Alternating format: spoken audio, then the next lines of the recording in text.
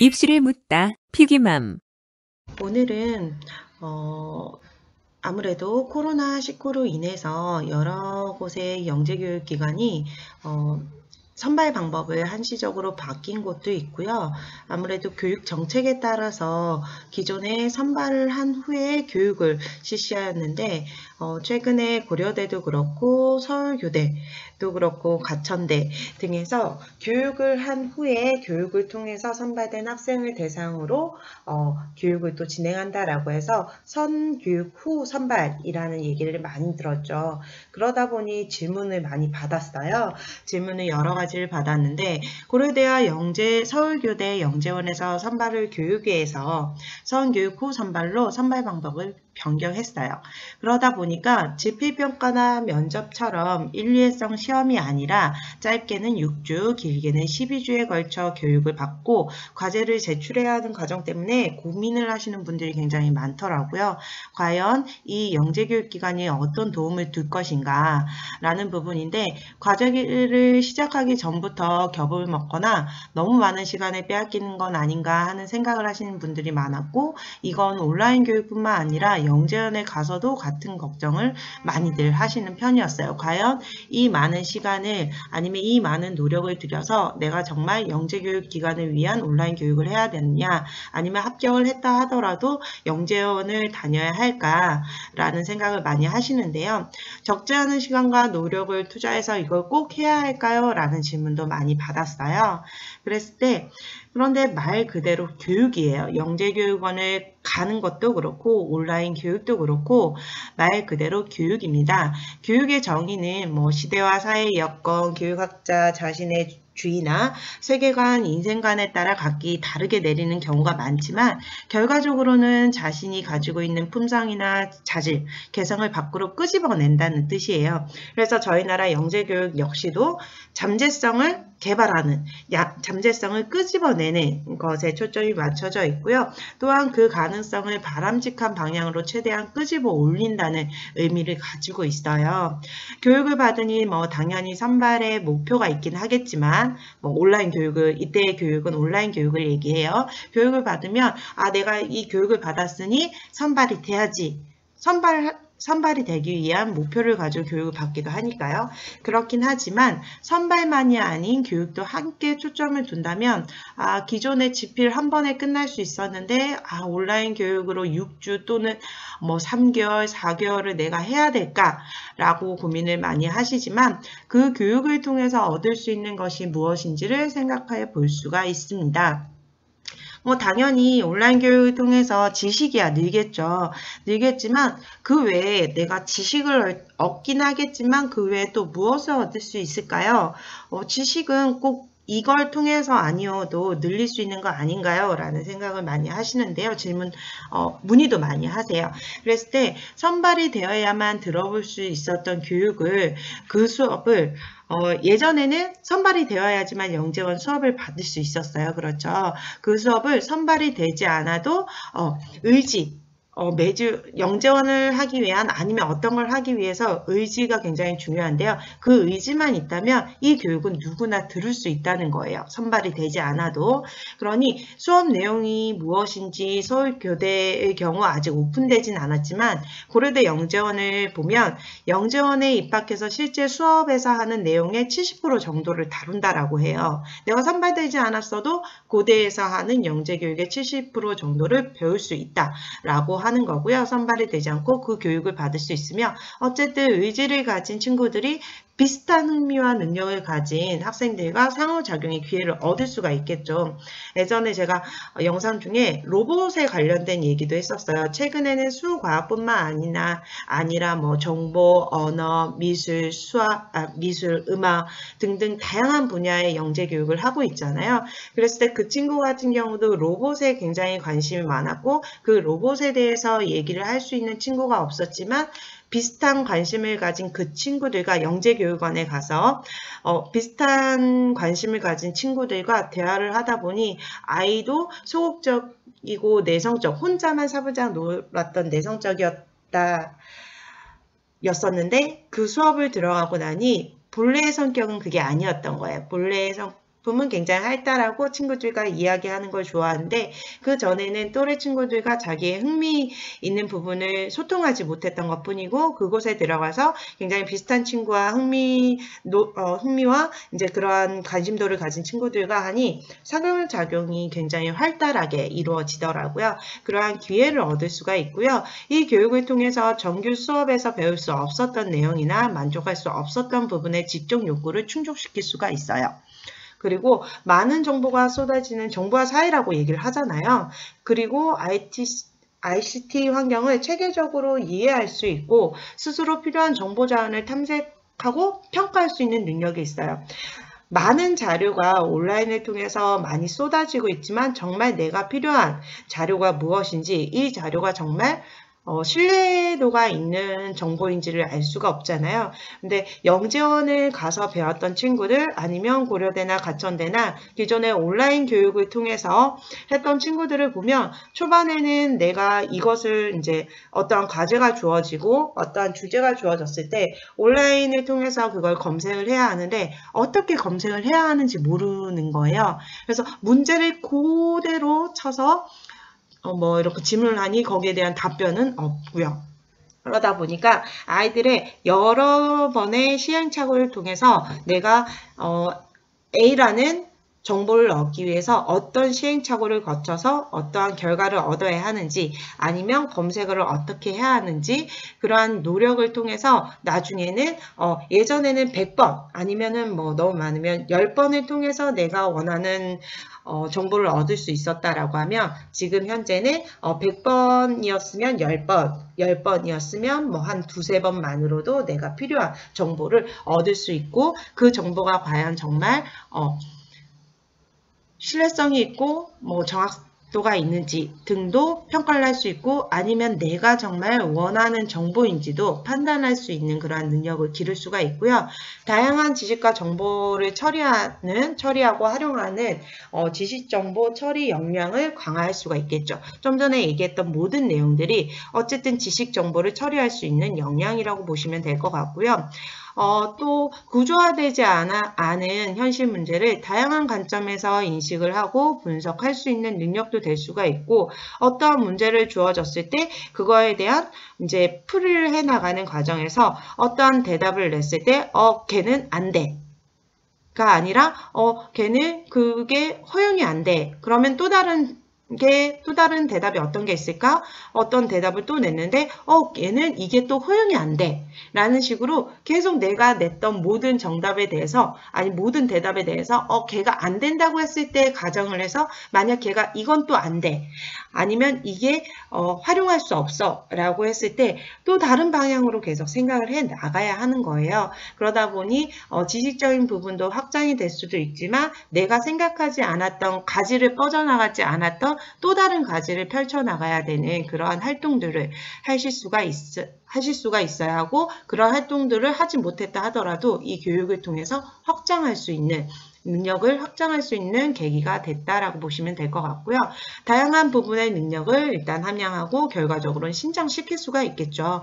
무엇보다 다양한 분야를 융합한 질 높은 교육과 체험을 실질적으로 영재원에 가면 일반 학원을 다닌다라고 하면 사교육을 받는다라고 하면 영재원은 거기에 비하면 높은 질의 교육과 체험을 비싸지 않은 가격으로 경험을 할 수가 있는 거예요. 대학부설 같은 경우는 교사 또는 이렇게 대학원생들이 교육을 하고 교육청 같은 경우는 교육과정을 이수한 선생님들이 분명 차이는 조금씩 각 개인에 따라서 조금씩 차이는 있지만 거기서 다루는 교육 자체들은 어쨌든 그분들이 모여서 괜찮은 자료를 수집을 하고 괜찮은 주제를 가져와서 교육을 진행하는 거기 때문에 질 높겠죠. 질 높은 교육과 거기에 제공되는 질 높은 자료들이 있을 거고 그거에 대한 교육의 체험을 제가 실질적으로 계산을 해봤을 때 1회에 한 5,000원에서 10,000원 정도의 비용으로 경험을 해볼 수 있는 거예요.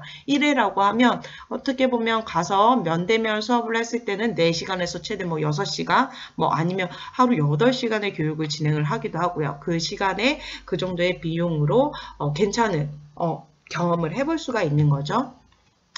그리고 지금처럼 개정교육과정에서는 전과정을 통해 기르고자 하는 핵심 역량을 기르기 위해서 핵심 역량들이 있죠. 기르고자 하는 핵심 역량들이 있는데 그거에 제일 잘 맞는 교육이라고 볼 수가 있는 것 같아요. 영재원에서 이 교육을 통해서 요구하는 목표와 교육개발원에서 아니면 우리나라 교육과정에서의 요구하는 핵심 역량은 유사해요. 거의 동일하다라고 보시는 것도 나쁘지가 않고요. 다르지 않고요. 그리고 어쨌든 우리 교육과정에서 자주적이고 창의적이고 교양 있고 더불어 사는 사람을 이제 인재상으로 두잖아요. 아무래도 영재원에서 받는 모든 교육들이 자주적으로 그리고 자기관리 그리고 지식 정보 처리 역량들을 기르기도 하고요. 그를 통해서 영재원에서 가장 많이 핵심적으로 다루는 게 또 창의적 사고 역량을 하고 있는 거잖아요. 영재원에서의 목표로 하는 게 교육과정에서의 목표와 다르지 않다라는 걸 인식을 한 번 더 해주시면 좋을 것 같고요. 그리고 실제로 영재원에 입학하여 수업을 듣는 중 너무 힘들어서 어려워서 그만두는 경우가 적지 않다라고 해요. 평균 30% 정도, 적게는 10%에서 많게는 50% 가까이 중도 포기를 하는 경우가 있다라고 하는데요. 이러한 경우도 미리 교육을 받아보고 온라인 교육을 통해서 내가 진짜 할 수 있는지 아니면 이 정도의 깊이 들어가도 힘들지만 흥미가 있는지 등을 미리 판단해 볼 수 있는 기회가 되기도 하는 것 같아요. 그래서 미리 판단해보고 내가 정말 할 수 있는지 하지 못하면 오히려 선발해서 들어가서 중도 포기하는 것보다 이 교육을 끝으로 다른 쪽 아니면 혹은 다른 분야 쪽으로 관심을 돌릴 수 있는 기회가 되기도 합니다. 그리고 영재원에서 배우는 내용이나 선발 역시 경험 역시 특목이나 대학 입시의 논술, 면접 내용과도 밀접한 관련이 있는데요. 영재원을 가서 거기서 배우는 교육의 효과나 아니면 능력이 도움이 되는 것 같긴 한데 능력이 확장이 되는 것 같긴 한데 실질적으로 어머니들이나 아니면 아이들의 전체의 목표는 내 꿈도 있지만 대학을 잘 가기 위해 아니면 내가 원하고자 하는 고등학교를 가기 위해 라는 부분도 무시 못할 것 같은데요. 영재원에서 배우는 내용이나 아니면 선발 단계 역시도 지필평가와 면접 등이 되어 있죠. 특목 입시도 현재 면접만 보는 것도 있지만 영재호 같은 경우는 지필과 면접으로 이루어져 있고 아니면 대학 입시의 논술 내용이나 면접 활동 같은 경우가 기존에 경험할 수 있는 경험이 굉장히 적어요. 그런데 초등학교나 고등학교 때 영재원을 이제 지원하고 그리고 그 선발 과정이 그 내용과도 굉장히 밀접하기도 하고 아니면 그 단계가 유사하기도 하고요. 그리고 면접 문제나 논술 문제를 보셔도 굉장히 유사한 문제들이 있어요. 아니면 문제가 유사하진 않지만 그 문제에 대한 해답을 찾아가는 그 과정이 기존에 경험이 있는 친구들과 경험이 없는 친구들은 당연히 차이가 있을 수밖에 없고요. 그리고 수능 문제 역시도 최근에 몇 년 전에도 이슈가 됐던 내용 중에 하나가 초등학생들이 배우는 융합형 문제에서 나왔던 문제가 수능에서도 유사하게 나와 이슈가 됐었어요. 그 문제가 그림이 거의 유사하고요. 지문만 살짝 다르고 거기에 표현하는 이제 문제를 해결해 나는 과정이 초등학생이 풀 수 있는 해결 과정과 고등학생이 기호를 써서 해결하는 과정의 차이가 있지만 답을 찾아가는 과정은 여러 가지 방법이 있잖아요. 그 방법이 틀릴 뿐 정답은 그 문제의 조건에 따라서 정답이 동일하게 나와서 이슈가 되기도 했고요. 수능 문제는 그때 그 이슈뿐만 아니라 그 전에부터 예전부터 95년도, 98년도의 그 20년 전부터의 문제들 중에서도 굉장히 유사한 문제들이 많았고 영재교 입시에서도 지필평가를 보잖아요. 그 지필평가의 문제가 영재원 선발 문제와 동일해서 또 이슈가 되는 경우도 있었어요. 그러니 거기서 배웠던 내용들로도 충분히 수능에 있는 문제까지도 해결을 할 수 있다라고 해서 이슈가 됐던 부분이고요. 그리고 답이 없는 문제에서 꼬리에 꼬리를 물고 묻고 답하는 과정에서 사고의 학점뿐만 아니라 상황 대처 능력도 충분히 기를 수가 있어요. 그 예로 대학부설 수업 내용 중에 하나를 예시로 하자면 과학적 사고라는 주제 중에 한 내용이었어요. 그래서 우리 집 창고에 숨을 쉴 때마다 불을 뿜는 용이 살고 있어 라는 친구의 이야기를 듣고 직접 눈으로 확인하고 싶어서 보여달라고 했더니 그 친구가 사다리 그리고 빈 페인트 통, 그리고 낡은 뭐 세발 자전거뿐인 창고로 안내한 후에 그 친구가 여기 있어 라고 하는 거예요. 그런데 용이 전혀 보이지가 않죠. 그래서 어디 갔어? 라고 했더니 이 용은 눈에 보이지 않아 라고 하는 거죠. 그랬을 때 용이 보이지 않는다 라고 했으니 발자국을 찾기 위해서 여기저기 이제 살펴보는 거예요. 그랬더니 안내한 친구가 이 용은 발자국이 있을 수 없어. 왜냐하면 둥실둥실 떠 있거든. 그러면 적외선 카메라로 용이 내뿜는 불을 찾아보자. 아까 불을 내뿜는다라고 했으니까 용을 찾아보자 라고 했더니 이 용이 내뿜는 불은 전혀 뜨겁지 않아서 적외선 카메라로도 찾지 못해. 화가 난 친구가 페인트를 뿌려보자 그럼 라고 했더니 이 용은 형체가 없어서 페인트가 묻지 않아 라고 대답을 하는 거예요. 그렇게 이러한 가족들이 계속 이제 반복이 되는 거고, 그랬을 때 이 용을 찾기 위해서 계속 질문을 던지는 친구는 이제 다른 생각을 해야 되겠죠. 내가 생각하지 못했던 또 다른 대답을 해야 되고, 아니면 또 다른 뭐 이런 아이디어를 제공을 해야 되죠. 그러한 과정들을 생각하는 그 과정도 굉장히 어렵긴 하겠지만, 결과적으로 눈에 보이지 않고 형체도 없고 뜨겁지 않은 불을 뿜는 뭐 떠있는 용이 있다는 것과 과연 용이 없다는 것은 어떻게 다를까라는 걸 생각해보는 과정이 하나의 제시된 과제였어요. 그리고 또 다른 건 뭐 흰불이 딱따구리에 관련된 글을 읽고 어떤 증거가 있다면 이 딱따구리가 멸종되지 않았음을 확신할 수 있을까? 그리고 뭐 얼마나 많은 증거가 필요할까? 그리고 제시된 영상이 증거로 과연 유용할까? 라는 등의 하나의 주제나 하나의 글을 가지고 굉장히 다양한 생각을 해볼 수 있는 능력이고, 아까처럼 이건 되지 않아, 저건 되지 않아 라고 했을 때 또 다른 대답을 하기 위해서 상황 대처 능력도 충분히 이제 필요한 거죠. 그러한 내용들을 통해서 아이들이 뭐 한 3-4가지의 가지로만 뻗었던 생각들이 그 이상의 가지로 뻗어나갈 수 있는 하나의 기회라고 볼 수가 있습니다. 마지막으로 더구나 요즘같이 학교를 갈 수가 없고 학원이나 과외를 가는 것도 꺼려지는 시기죠. 그랬을 때 하루 종일 집에서 뒹굴뒹굴 주변에 보니까 아무것도 하지 않고 뒹굴뒹굴 하다 보니 이제 학업 결손이 생기는 것 같다라고 걱정을 하시는 분들이 굉장히 많고, 주변에서 아시는 분들도 그런 친구들을 보면서 답답해하는 경우도 많더라고요. 그랬을 때 뒹굴뒹굴 하는 것보다는 의미 있고 어쨌든 교수나 그 담당 선생님들이나 전문 지식을 가진 선생님들이 뽑아놓은 질 좋은 내용으로 질 좋은 교육을 경험하는 것도 나쁘진 않은 것 같아요. 아니, 나쁘지 않은 게 아니라 굉장히 현재의 시간을 알차게 보낼 수 있는 시간이라고 생각을 하고요.